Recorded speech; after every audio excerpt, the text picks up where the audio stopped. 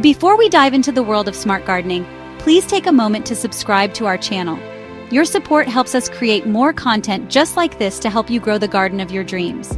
Now let's talk about a challenge that every gardener faces. You have spent weeks, maybe even months, carefully tending to your plants. You've prepared the soil, planted the seeds, and watched with joy as green shoots push their way toward the sun. Your tomatoes are starting to form, and your lettuce looks crisp and delicious. Everything seems perfect, a testament to your hard work and dedication to growing your own food naturally and without harsh chemicals. Then, one morning, you notice something is wrong. Tiny holes are appearing on the leaves of your kale. Your beautiful tomato plants are suddenly covered in small green insects that seem to have appeared overnight. These are the uninvited guests, the pests that can turn a thriving garden into a source of frustration. These creatures, from aphids to cabbage worms, are not just a minor annoyance. They can cause significant damage. They feed on your plants, weakening them, stunting their growth, and sometimes even killing them entirely. For an organic gardener who has chosen to avoid synthetic pesticides, this can feel like a losing battle, a constant struggle against nature itself. This is where many new gardeners feel a sense of panic. The immediate impulse might be to find a quick fix, a spray that promises to eliminate the problem instantly. However, in organic gardening, our goal is to work with nature, not against it. We aim to create a balanced ecosystem where plants can thrive without the need for toxic interventions. The presence of some pests is a natural part of any garden environment. The real problem arises when their populations explode, overwhelming your plants and disrupting the delicate balance you have worked so hard to create. It is about managing the problem, not trying to create a sterile, pest-free world, which is neither possible nor desirable. Understanding this challenge is the first step toward finding a sustainable solution. The goal isn't to declare war on every bug that enters your garden space. Instead, it's about learning to be a garden detective, observing the interactions between your plants and the creatures that live among them. It's about building a resilient garden that can defend itself with a little help from you. This approach is not only more effective in the long run, but also deeply rewarding. It connects you more closely to the natural processes unfolding in your own backyard, turning a problem into an opportunity for learning and growth as a gardener. So, how do we manage these garden pests without reaching for a bottle of harsh chemicals? The answer lies in a smart, thoughtful approach called Integrated Pest Management, or IPM. Think of IPM not as a single action, but as a complete philosophy for managing your garden. It's a common-sense strategy that uses knowledge about pests and their life cycles to control them in the most effective and least disruptive way possible. It's about making informed decisions rather than reacting with panic. IPM is the cornerstone of successful organic gardening because it aligns perfectly with the core principles of working in harmony with the environment. At its heart, integrated pest management is about using a combination of techniques to keep pest populations at a manageable level. Instead of seeking to completely eradicate every single bug, which is an impossible task, IPM focuses on prevention and control. It's a multi-layered defense system for your garden. The integrated part is key. It means you are bringing together different methods: biological, cultural, physical, and, only as a last resort, chemical, to solve the problem. This approach is far more sustainable and healthier for your garden, your family, and the planet than relying on a single, often toxic, solution. It respects the complex web of life in your garden. The importance of IPM for the organic gardener cannot be overstated. When you commit to organic methods, you are already saying no to synthetic pesticides and herbicides.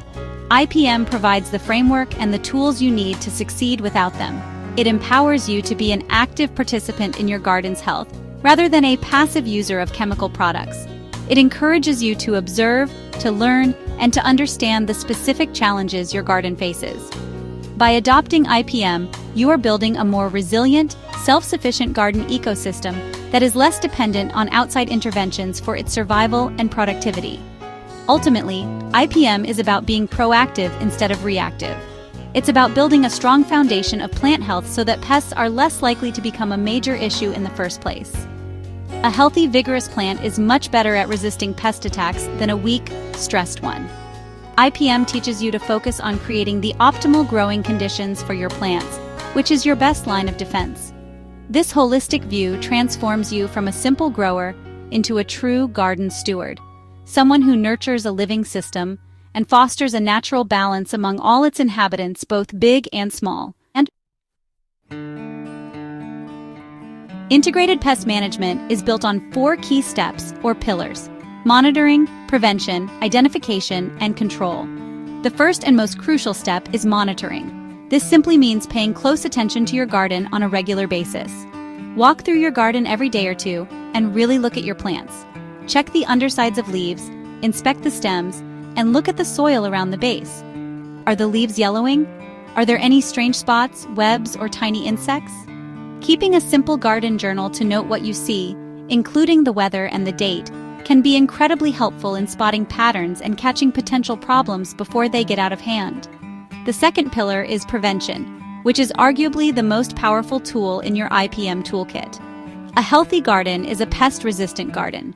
Prevention involves all the actions you take to stop pests from becoming a problem in the first place. This includes choosing plant varieties that are well suited to your climate and naturally resistant to common pests.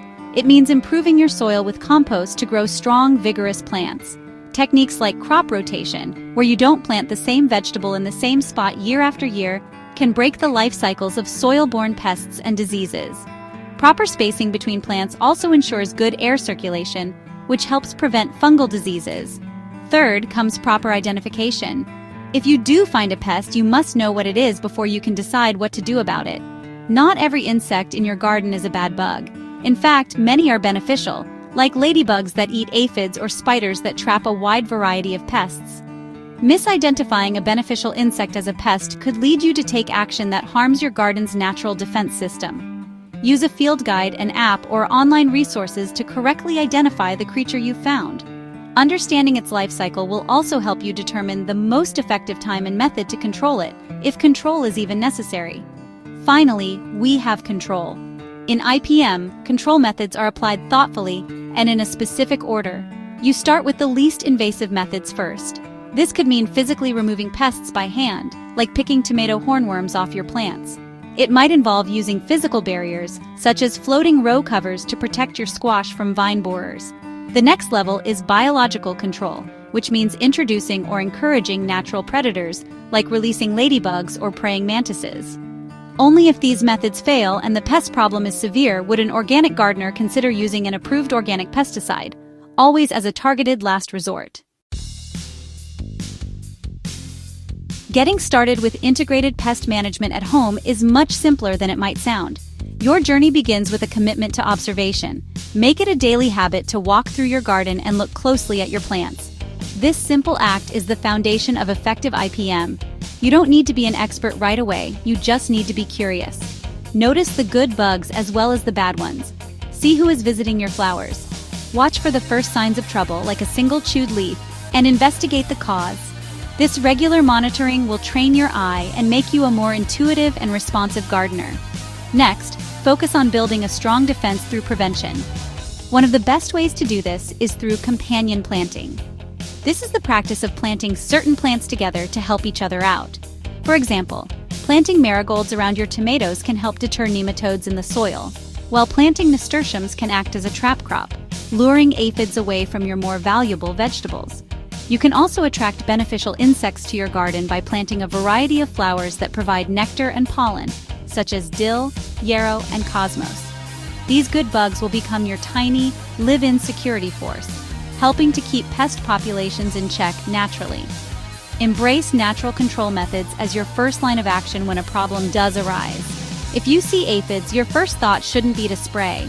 Instead, try a strong jet of water from the hose to knock them off the plant. This is often enough to solve a minor infestation. If you find larger pests like hornworms or squash bugs, put on a pair of gloves and simply pick them off and drop them into a bucket of soapy water. These physical methods are incredibly effective, cost nothing, and have zero negative impact on the rest of your garden's ecosystem. Using these simple, direct actions reinforces your role as a hands-on manager of your garden's health. Remember that the goal is balance, not eradication. A garden completely free of insects is an unnatural and unhealthy one.